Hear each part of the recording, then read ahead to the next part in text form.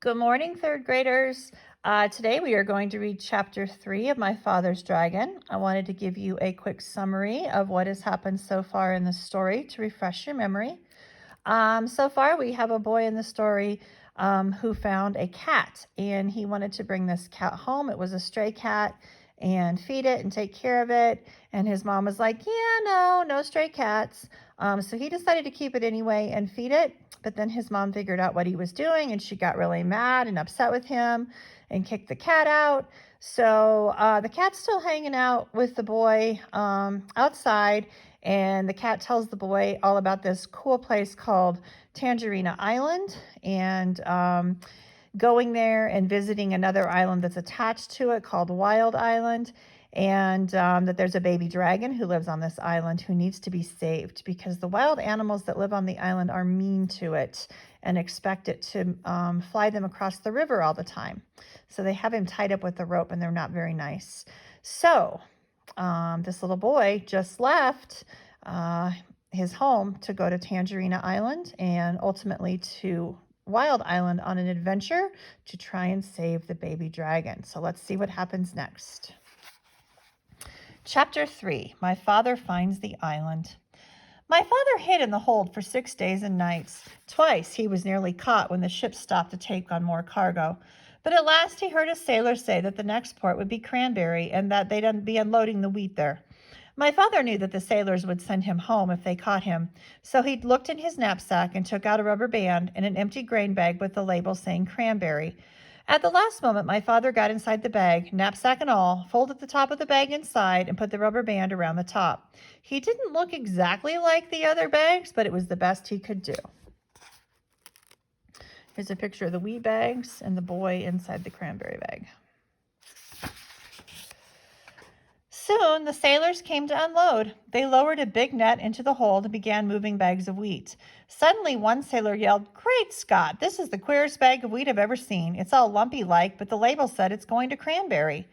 The other sailors looked at the bag too, and my father, who was in the bag of course, tried even harder to look like a bag of wheat. Then another sailor felt the bag, and he just happened to get a hold of my father's elbow.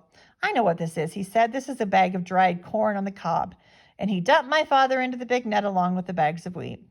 This all happened in the late afternoon, so late that the merchant in Cranberry who had ordered the wheat didn't count his bags until the next morning. He was a very punctual man and never late for dinner. The sailors told the captain, and the captain wrote down on a piece of paper that they had delivered 160 bags of wheat and 1 bag of dried corn on the cob. They left a piece of paper for the merchant and sailed away that evening.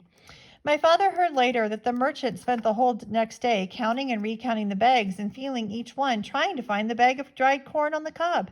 He never found it because as soon as it was dark, my father climbed out of the bag, folded it up, put it back in his knapsack.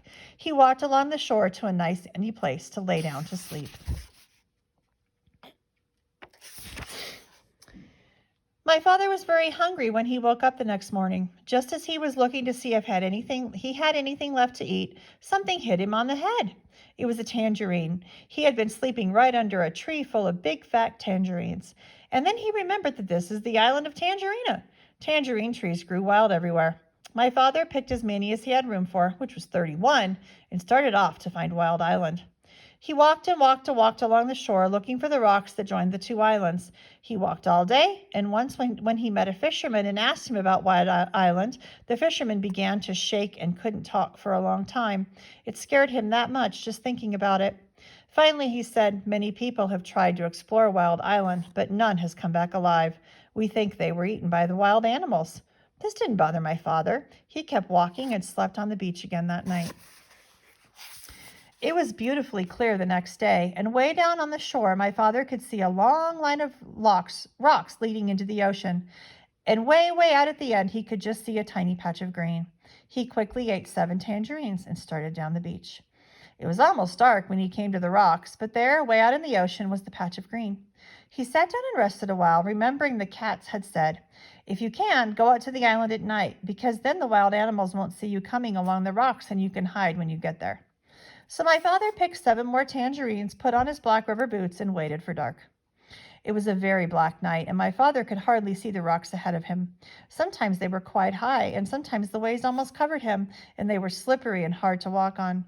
Sometimes the rocks were far apart, and my father had to get a running start and leap from one to the next. After a while, he began to hear a rumbling noise. It grew louder and louder as he got nearer to the island. At last, it seemed as if he was right on top of the noise, and he was. He had jumped from a rock onto the back of a small whale who was fast asleep and cuddled up between two rocks. The whale was snoring and making more noise than a steam shovel, so it never heard my father say, "Oh, I didn't know that was you," and it never knew my father had jumped on its back by mistake. For 7 hours, my father climbed and slept and leapt from rock to rock, but while it was still dark, he finally reached the very last rock and stepped off onto Wild Island. And there it is. Tomorrow, Chapter 4.